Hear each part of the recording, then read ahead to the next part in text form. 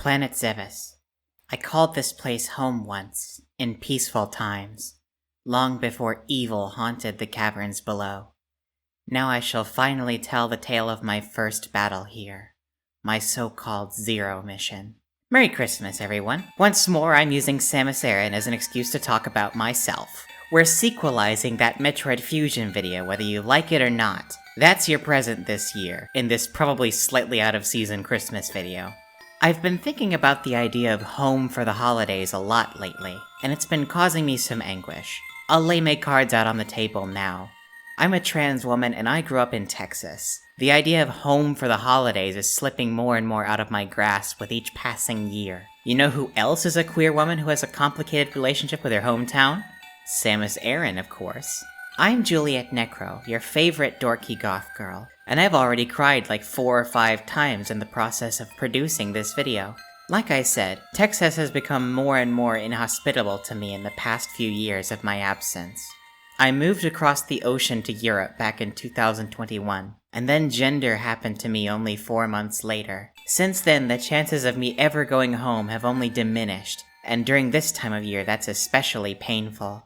I was thinking about what I could do to give myself a simulacrum of the experience of going home, and like with Sonic a bit ago, I decided to try and seek some semblance of it through art. I did a couple things.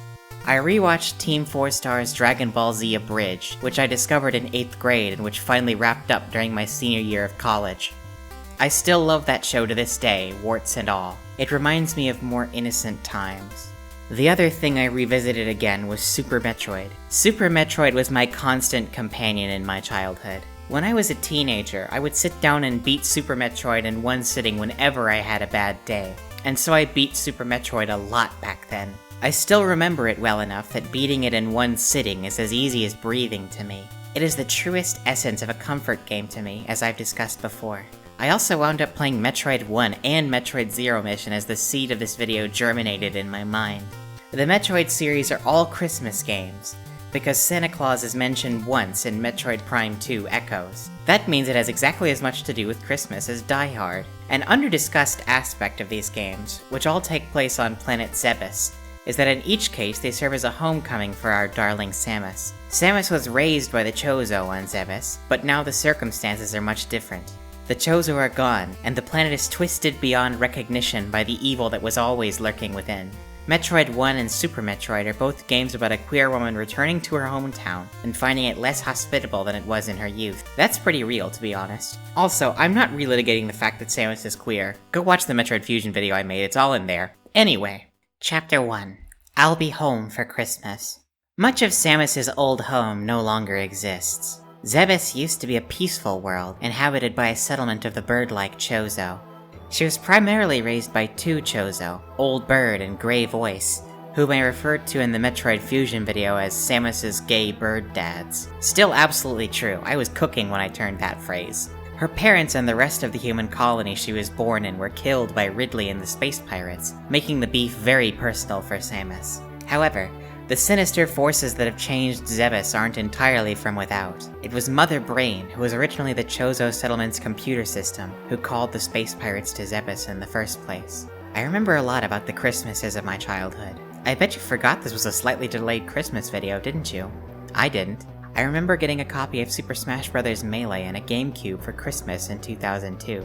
My brother and I were really excited about Melee because we weren't sure if Santa Claus would bring us, ages 6 and 10, a game rated T for teen. I remember getting Shadow the Hedgehog for Christmas in 2005 and being shocked by the very mild profanity. That blew my 3rd grade mind. I remember getting a Nintendo Wii and Twilight Princess in 2006, and being impressed by the fact that Link could swing his sword while running in this game. I remember coming down the stairs on Christmas morning in 2017, the year I turned 21, and my parents saying, "Merry Christmas, what would you like to drink?"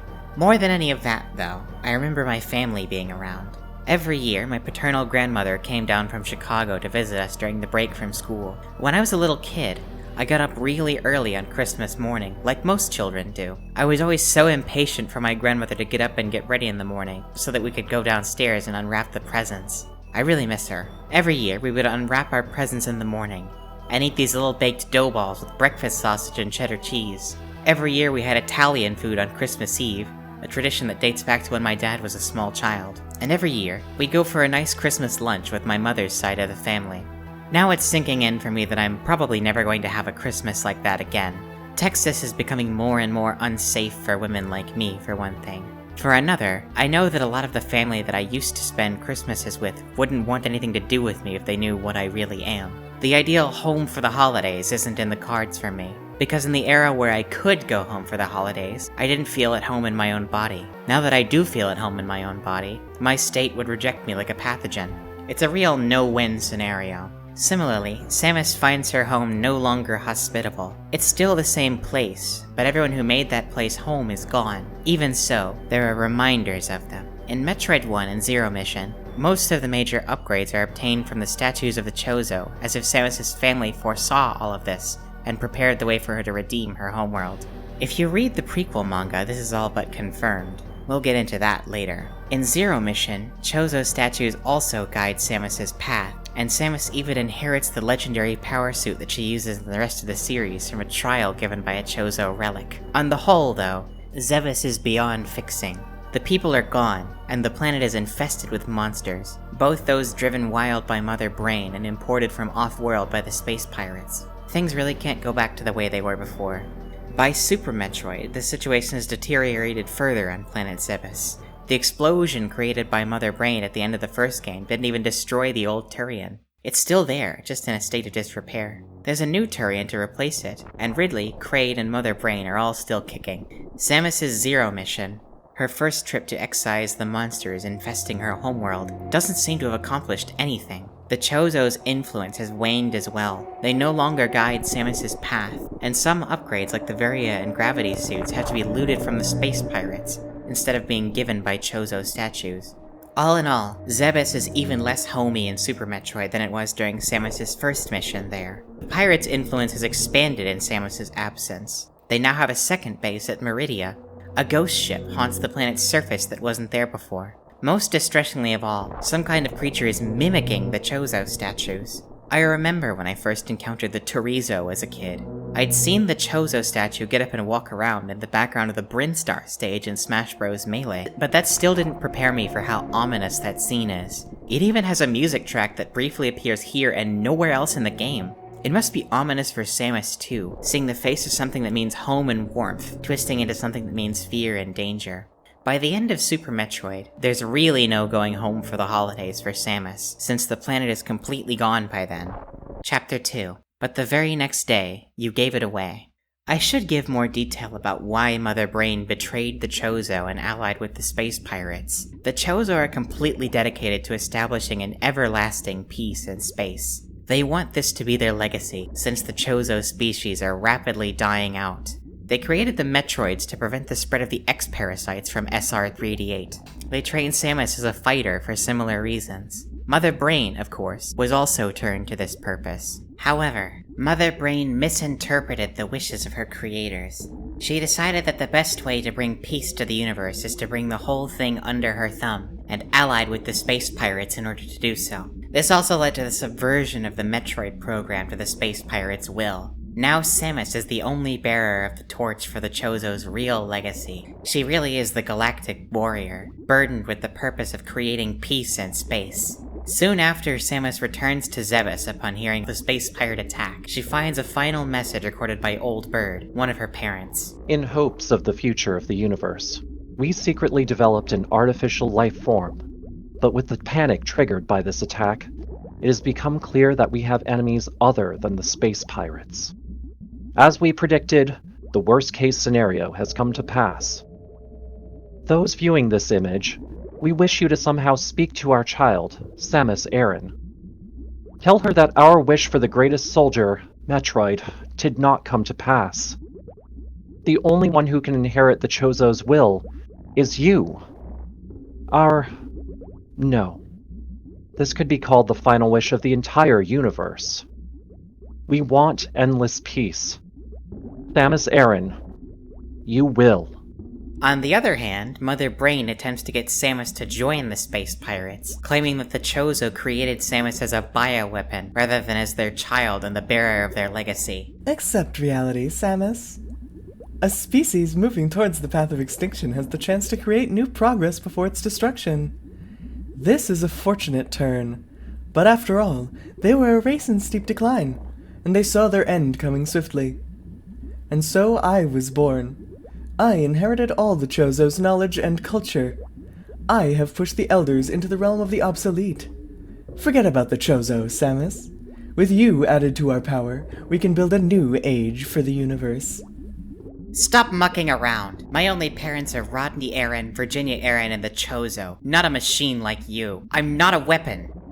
Samus found herself dealt more responsibility than anyone really should have to have. She belongs to a class of characters suffering from an affliction that I have dubbed Ikari Syndrome, and which I've been discussing with a good friend of mine recently. These are characters on whom a lot of responsibility falls, and who define themselves by that responsibility, often to their detriment. I named it after Shinji Ikari, because she's a prime example of this, but almost any mecha protagonist can claim the label, with Amuro Ray, Camille Bidon, and Char Aznable all being really good examples. I'll stop bringing up Universal Century Gundam when it stops being relevant, so I will never stop bringing up Universal Century Gundam. These characters have noble goals. The space pirates have to be stopped, the zombies have to be stopped, the titans have to be stopped, and in the end Char has to be stopped. However, that doesn't mean that it doesn't hurt Samus to have so much responsibility placed on her. Part of the reason Samus is such a loner, in my view, is that she feels burdened by the responsibility placed on her by her parents. Even if it's for the right cause, defining one's life by fighting is painful. It shouldn't have to be this way, but unfortunately it often is. I've been thinking a lot about the context the song I'll Be Home for Christmas was written in.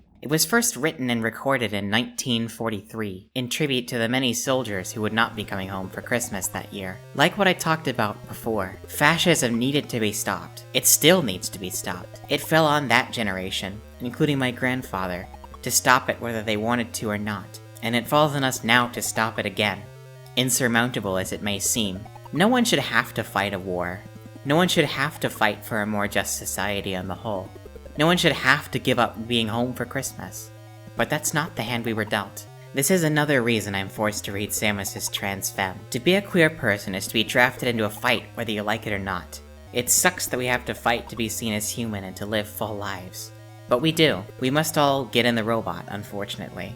We must all pray for a true peace in space, and then work together to answer our own prayers. And yes, a lot of us, myself included, won't be going home for Christmas. I'm gonna try and do a very short intermission this time.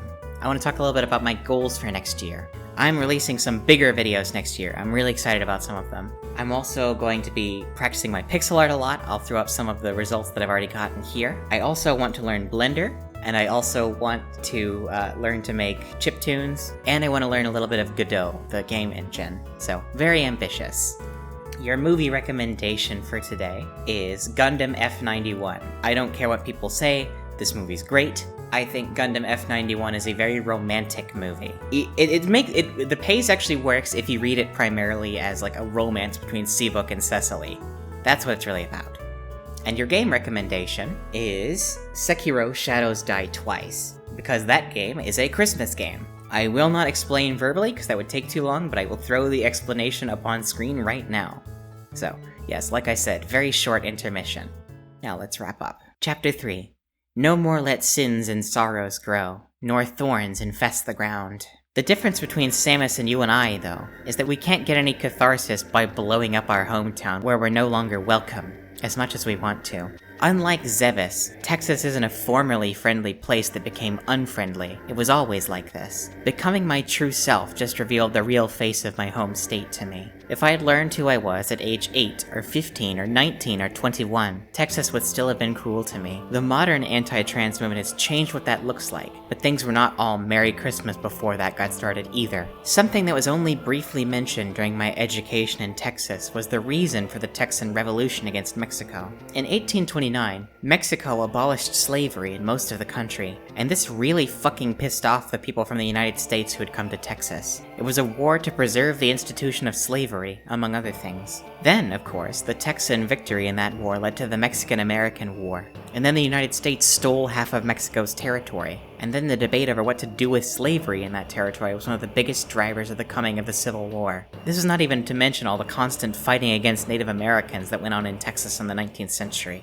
I knew all of this intellectually, of course. I did go to college to study history, but it's a bad feeling to realize that things never got any better, that it's really still by and for the same people it was by and for in 1836. The fact that it took me that long to realize it is a reflection of privilege on my part. Unfortunately, I can't blow up Texas like Samus can blow up Zebes.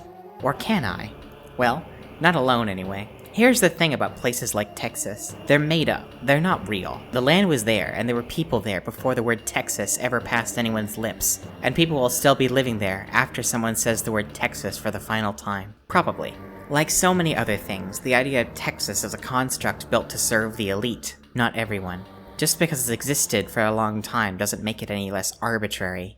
The reason Samus can blow up Zebes and not feel guilty for it is that Zebes isn't her home. Her family was her home. Texas isn't home for the holidays. My friends and family are. In 2022, my immediate family came to visit me for Christmas, rather than vice versa. That still felt a lot like being home for Christmas to me. Sure, we didn't have sausage balls like on my childhood Christmases, but I still felt at home. Our homes are not political territories. Our homes are people, whether that's family or friends. Even if the place you're from rejects you, even if your family rejects you, you can still go home for Christmas. There is more than just the binary of going to your parents' house for a traditional Christmas dinner with a carved roast beast and being completely alone for the holiday. Samus lost her original family in the Chozo, but she's not alone as she sometimes believes herself to be. The Metroid series is the story of Samus losing and gaining family repeatedly. Famously, at the end of Metroid 2, she adopts the baby, and all of Super Metroid's events were done out of maternal instinct for it. In Metroid Fusion, she regains her old mentor, Adam, and also begins hosting some Etecoons and Dachoras on her ship. I didn't see my family last Christmas either. I stayed with my best friend for both Christmas and New Year's, and you know what? That felt like home too. I have Christmas planned with a friend again this year, and hopefully New Year's too. I dedicate this video to everyone else who won't or can't come home to their birth family on Christmas. You're not alone, even if you think you are. Take solace in the people who truly love you, no matter how you know them. That's what Christmas is all about, Charlie Brown. I wish you a very Merry Christmas and a Happy New Year. Let's make the next year the best it can be, given the circumstances. Thank you.